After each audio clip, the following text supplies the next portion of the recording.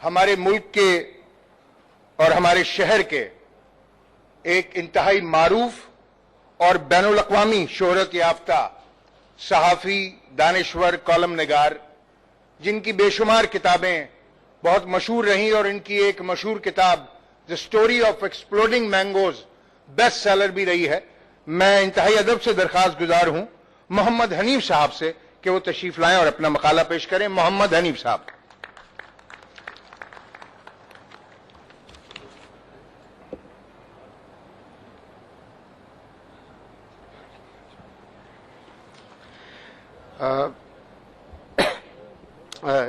حیدر بھائی شکریہ۔ میری کتاب کا نام ہے a case of exploding mangoes. میں مقالہ پیش نہیں کروں گا، کچھ ایک چھوٹا سا پیس ہے، وہ میں آپ کی خدمت میں پیش کروں گا، اور مجھے امید ہے کہ چونکہ آج ہم قائد اعظم کے نام پہ یہ محفل ہے، تو اگر کسی کو بات اس میں کوئی بری لگے گی تو اس کو برداشت کیا جائے گا۔ جب کل حیدر صاحب نے فون کر کے کہا کہ تقریب ہے اور قائد اعظم کے بارے میں ہے اور ان کے خیالات کے بارے میں ہے، تو واللہ جس طرح کے حالات میں ہم رہ رہے ہیں، پہلا خیال مجھے یہ آیا کہ ان کی ایمبولینس تھی جو ہم نے کتابوں میں پڑھا ہے، جو زیارت سے چلی تھی اور کراچی پہنچی، اس کے بارے میں کچھ لوگ سازشیں بھی بتاتے ہیں، جیسا کہ پاکستان میں ہر بڑے واقعے کے پیچھے ایک سازش ہوتی ہے کہ ایمبولینس خراب ہو گئی، اس میں پیٹرول نہیں تھا۔ لیکن مجھے پہلا خیال یہ آیا کہ اگر ایمبولینس کوئٹہ سے چلتی آج اور اس میں محمد علی جناح صاحب تشریف رکھتے ہوتے تو رستے میں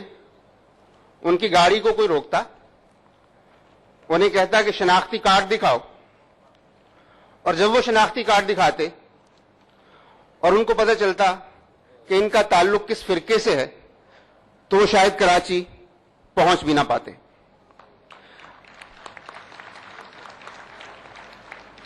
ہم سب کا اس بات پہ اتفاق ہے،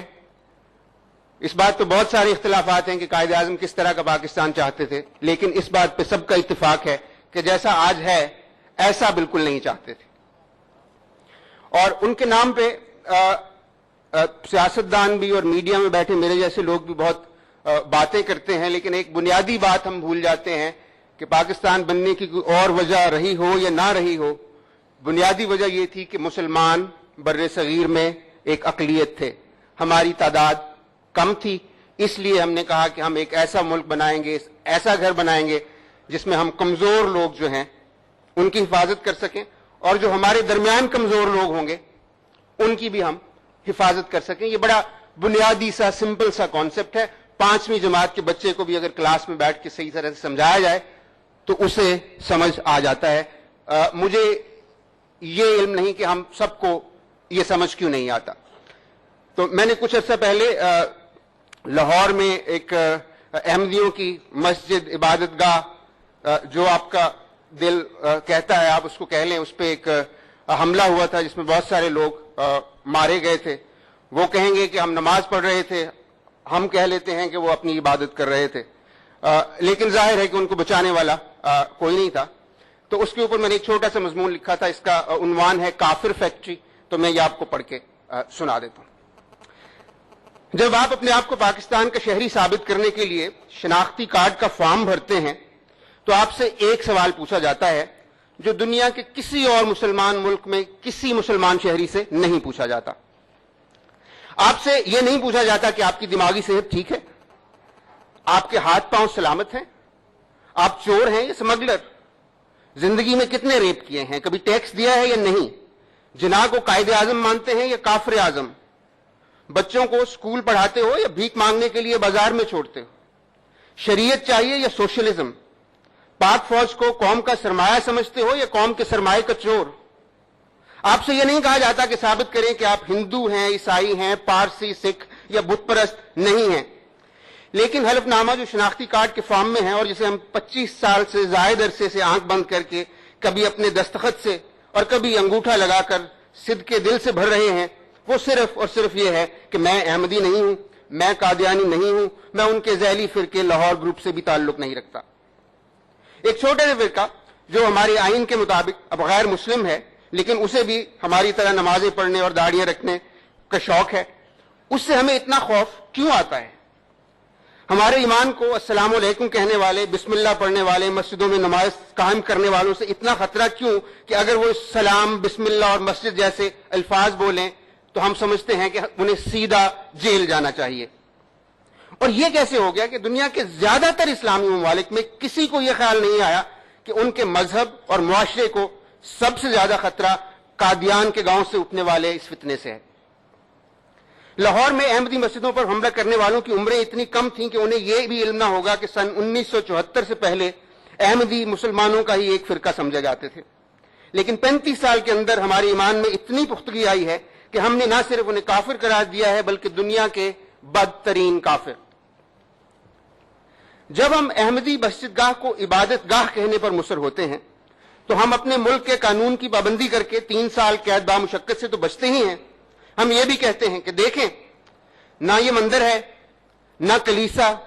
نہ گردوارہ، نہ سنگاگ، یہ ایک عبادت گاہ ہے جہاں وحشی بت پرست کسی بھی خدا کو نہ ماننے والے لوگ خدا اور اس کے رسول اور اس کے ماننے والوں کا مذاق اڑاتے ہیں۔ لیکن آپ کو یہ جان کر دکھ ہوگا کہ بہت سے احمدی اپنے آپ کو ہم سے زیادہ بہتر مسلمان سمجھتے ہیں۔ سوچنے کی بات یہ ہے کہ وہ کام جو پوری اسلامی دنیا میں نہیں ہو سکا بلکہ زیادہ تر گمراہ مسلمانوں نے اس کے بارے میں سوچا بھی نہیں، وہ اس مملکت خدا داد میں کیسے ممکن ہو گیا؟ کیا میں پاکستان سے پہلے قائد اعظم محمد علی جناح نے ایک جلسے سے خطاب کرتے ہوئے کہا تھا، ہم ہمیشہ ان کی 11 ستمبر والی تقریر کو کوٹ کرتے ہیں، اس کا حوالہ نہ دیتے ہوئے بھی بریلوی صاحب نے دیا، لیکن ظاہر ہے علامہ اقبال قائد اعظم ایک سیاستدان تھے، انہوں نے اور بھی بہت سی باتیں کی ہوں گی۔ تو ایک جلسے میں خطاب کرتے ہوئے انہوں نے فرمایا تھا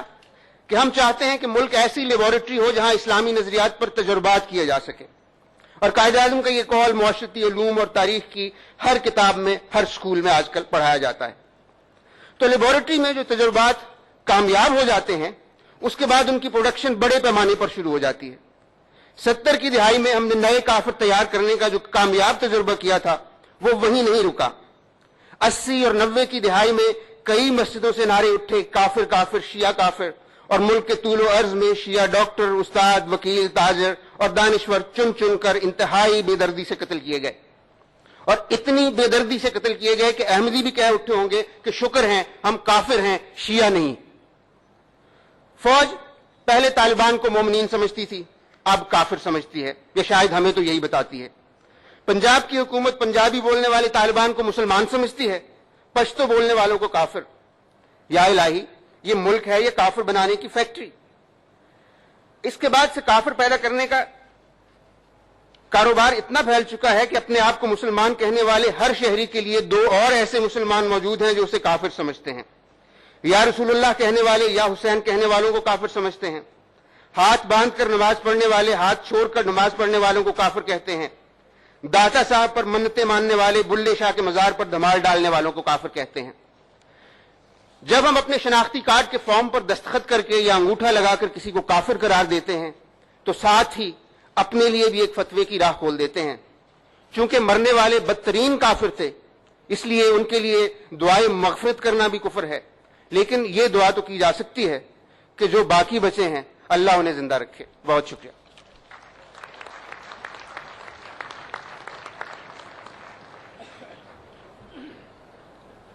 یہ تھے محمد حنیف، جو اپنے منفرد لب و لہجے میں اور اپنے بے باک مضمون میں آپ سے ہم کلام تھے۔